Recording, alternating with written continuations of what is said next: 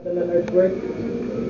So kani nga show kay murag highlight ako akong process, and also ganahan ko akong work is ma-intervene bitaw with the audience kamo. So akong buhaton kay mag-silk screen ako, and naming mga assistant kung gusto mo intervene sa mga works, pwede ra mo makakuha ng scribble ninyo.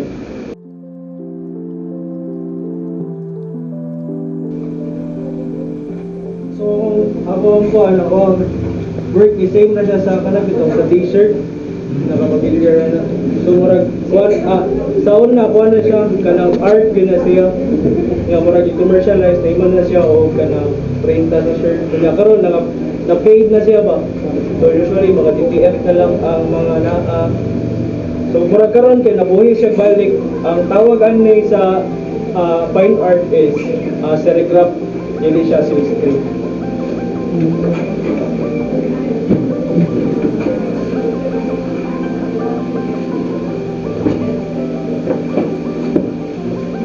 Ayaw magpakpakaw, mahuman, kinain kayo. Pag-Pilipinas sa talent. Attention ka na, nagagandang.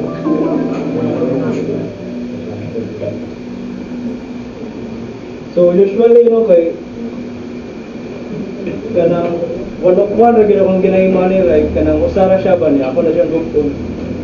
Nakaroon kayo. Ako lang siyang gidagan kay para na po may matikpong. At least, dinisaya rin yung pigting.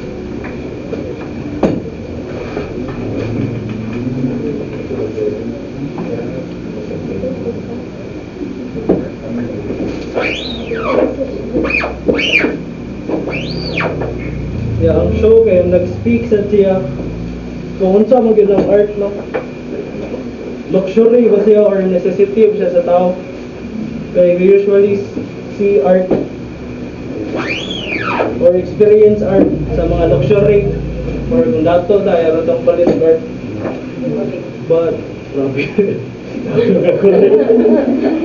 Pero marag statement na sa bakon niya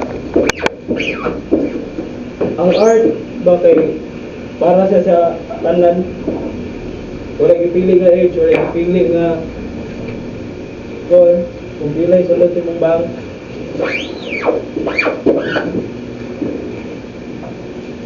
And also process at siya. Bahala bitaw og paparanaw sa artist kay murag printer. Pero dili mo ko tanan work is pareha.